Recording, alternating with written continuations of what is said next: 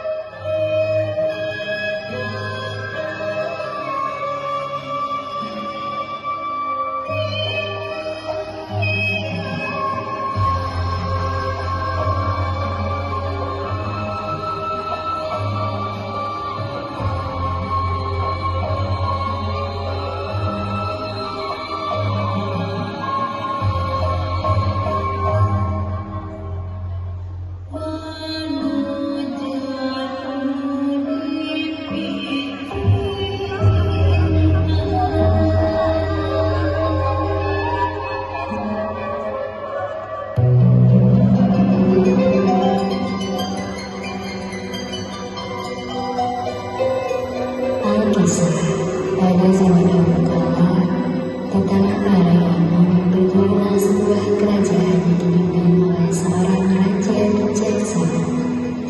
Sang raja hidup bersama permaisuri tercinta dan seorang putri sematawayang bernama Dayang Sumi. Dayang Sumi dikenal tidak hanya karena kecantikannya yang menawan, tetapi juga karena kecerdasannya. Namun, di balik sibuknya, ia juga memiliki sifat yang sangat manja. Pada suatu pagi, ketika Dayang Sumi sedang asik minum, tangannya tiba-tiba terasa enak. Tanpa sengaja, ia menjatuhkan pintu benarnya ke lantai. Bukan yang diserang, tetapi berkali-kali. Ya ampun, pintalan itu lagi-lagi terjatuh. Aku berjanji, siapapun orangnya apabila ada seseorang yang membawakan pintalan benang yang jatuh itu kepadaku, kalau ia seorang lelaki akan kujadikan ia suamiku. Apabila ia seorang perempuan, maka akan kujadikan ia saudaraku. Beberapa saat setelah kata-kata perjanjian tersebut diikrarkan, tiba-tiba datanglah seekor anjing yang sakti bernama Toma. Kenapa malah kamu membawakan pintalan benangku? Artinya, suka tidak suka, aku harus menjalankan janjiku untuk menjadikan anjing itu suamiku. Lalu, Dayang Sumi pun terkejut karena ia telah bersumpah akhirnya ia akan menikah dengan Tumang, yaitu seekor anjing. Ia pun meminta izin kepada ayahanda agar bisa menikahi Tumang, dan pastinya ayahanda dan juga seorang raja sangatlah marah karena kemudian putrinya yang akan menikahi seekor anjing. Dasar orang yang tahu diri. Apakah kamu tidak sadar bahwa dia adalah seekor anjing? Apa yang kau inginkan dari Sumi? Apa kau sudah tidak larat menikahi dengan seekor anjing? Kenapa tidak ada sebuah orang yang datang ingin menikahi? Tapi kalau dia memilih binatang itu, pergi dari sini sendiri. Pergi.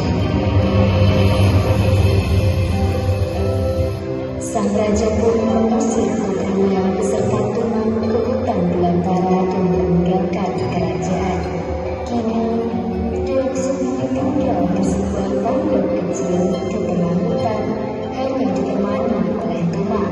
Berjalannya waktu dan sungguh mengetahui bahwa Tumang bukanlah anjing yang biasa.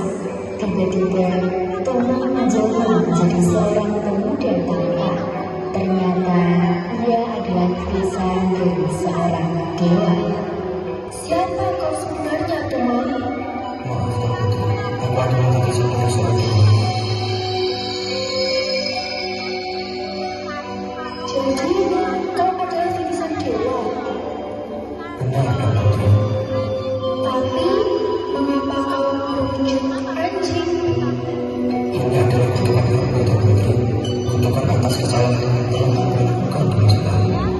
Baiklah, Tumang. Demi menepati janjimu, aku bersedia menjadi istrimu. Dan Sungguh pun akhirnya menikah dengan si Tumang. Saat hendak bersama dengan Sungguh, Tumang berubah dalam wujud manusianya. Namun, ketika ada orang lain berada di sekitarnya, ia kembali dalam wujud anjing. Waktu pun terus berlalu. Kini, dan sungai semakin mengenal. Dan Sungguh dan Tumang dikaruniai anak laki-laki yang tampan yang diberi nama Sang Goyang. Anak kita tampan sekali, ya Sang. Nama apa yang bagus untuknya ya? Bagaimana kalau saya Goyang? Nama yang bagus? Kalau begitu, mulai sekarang kita akan menyebutnya Sang Goyang. Tak terasa, Sang Goyang tumbuh besar dan ada yang hidup. Namun, Tumang lebih memilih untuk berubah dalam wujud anjing ketika bersama anaknya.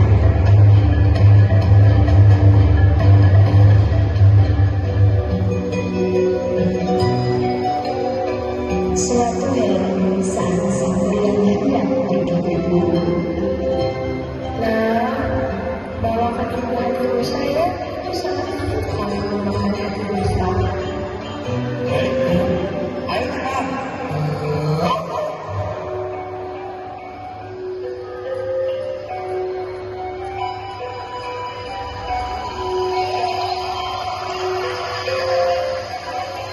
Tumang, kejar saya itu.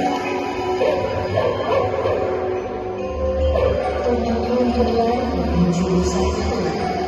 Namun, karena Tumang tidak juga mendapatkan rusa itu, akhirnya Sang Goyang memanah rusa tersebut. Namun, anak panah mengarah pada si Tumang. Kemudian, dia membunuh Tumang. Dasar, Mak Bodoh. Bukannya menyingkir malah melawan. Pulang tangan kosong, baik diberi kepada Tuhan hatinya.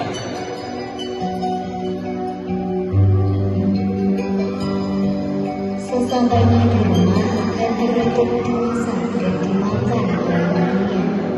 Setelah selesai makan, dan Sungguh yang sedari tadi belum melihat Tumang, menanyakannya kepada Sang Goyang.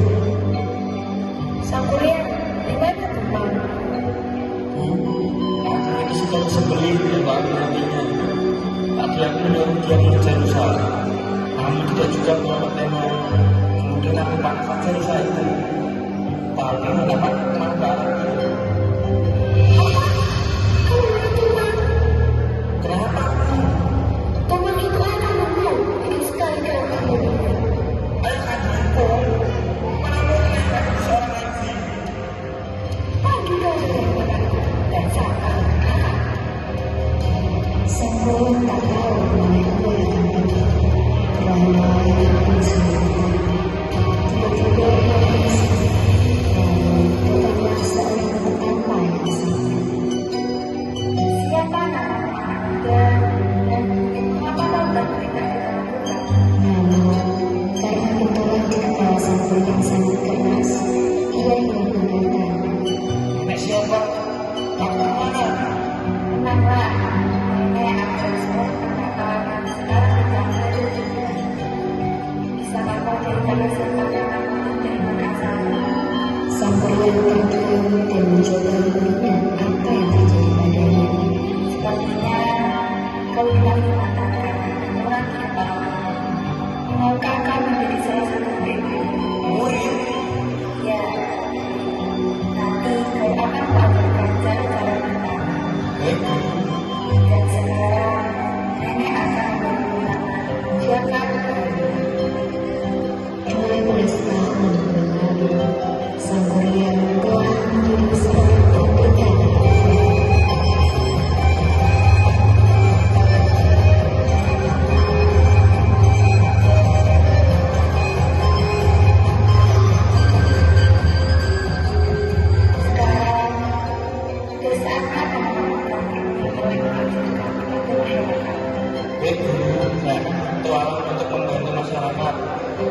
Satu persatu, jangan berjalan ke arah selatan. Kenapa kita boleh berjalan ke arah selatan, Guru? Juga kan, berhenti saja rasaku, supaya kau tidak terlibat sengaja. Baiklah, saya akan menilai pesan Guru. Ia segera meninggalkan petapa dan pergi menuju barat. Seperti yang dikatakan petapa, bahwa sang yang harus berjalan ke arah utara. Namun, ia berjalan ke arah selatan. Ia lupa dengan perkataan petapanya, dan ia melihat seorang gadis lalu berdenang. Siapa namamu, Nona? Nama saya Dewan Sumantri dan siapa nama Tuan? Nama saya Cicak Jari. Bolehkah saya mengantar Nona pulang? Tapi saya tidak mengenal siapa Tuan. Tenang, saya ini tuan rencana. Hari Baiklah Tuan. demi hari berlalu. Setelah perkenalan itu, Dewan Sumantri dan sang guru semakin dekat, dan akhirnya jatuh cinta.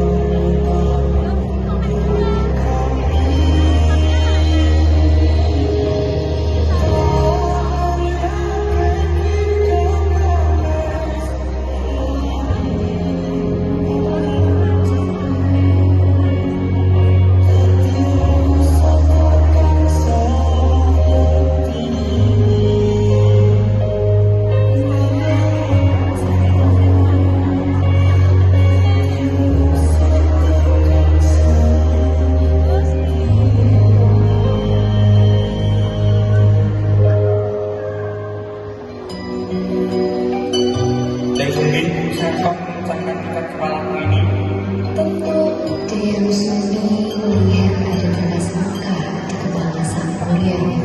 aku rasa ada bekas luka di kepalamu. Benarkah? Benar, bisakah kau ceritakan sebab lukamu itu? Aku tidak ingat betul apa yang terjadi dulu. Kamu seorang petapa dan mengganggu hutan hutan. Katanya aku pingsan setelah berjalan di hutan tak tahu apa. Tiba-tiba Dewan Sumbi teringat dengan kejadian beberapa tahun yang lalu ketika ia memukul sang kuliah menggunakan batu. Hah? Ada apa nih Sumbi? Berapa usiamu ketika kejadian itu terjadi? Entahlah, mungkin belasan tahun. Kalau begitu, kau adalah anakku. Kau adalah anakku, Samuel. Dulu aku memukulmu dengan batu dan mengusirmu. Tidak mungkin. Aku jangan kali dan itu pastilah sudah berkeluar dulu. Tidak secara dirimu. Tapi aku ingin ibumu. Aku tidak menua karena aku memakan hati Tuhan. Anjing yang memikirnya kau demi mendapatkan hatinya. Tidak mungkin kau ibumu. Namun, sang kuliah tidak percaya pada kata-kata ibunya. Hatinya sudah terbelenggu oleh rasa cinta dan bersikeras ingin menikahi Dewan Sumbi.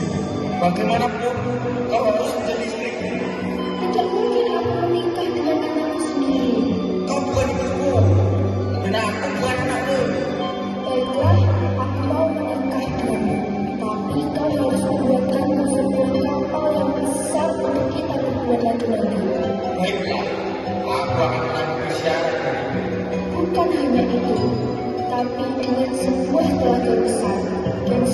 harus siap dijaga dalam waktu semalam saja. Sebelum ayam berkokok, semua harus sudah selesai. Jangan khawatir, permintaanmu akan dituruti. Sang buruan segera memulai pembuatan kapal dengan kesaktian yang dimilikinya.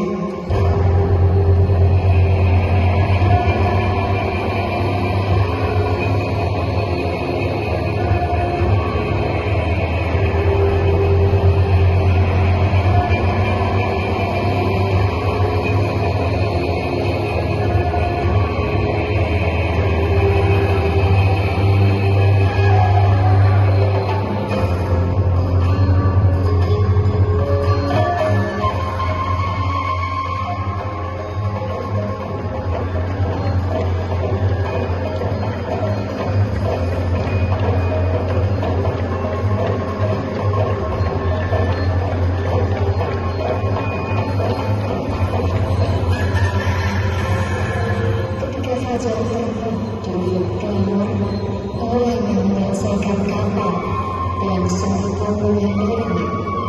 Kau tidak menyelesaikan syarat yang kedua, maka pernikahan kita batal. Dan katakan menikah. Sang bulan memegang erat tangan yang semula, namun terdengar bunyi sangat keras dan tiba-tiba langsung bunyi pelan.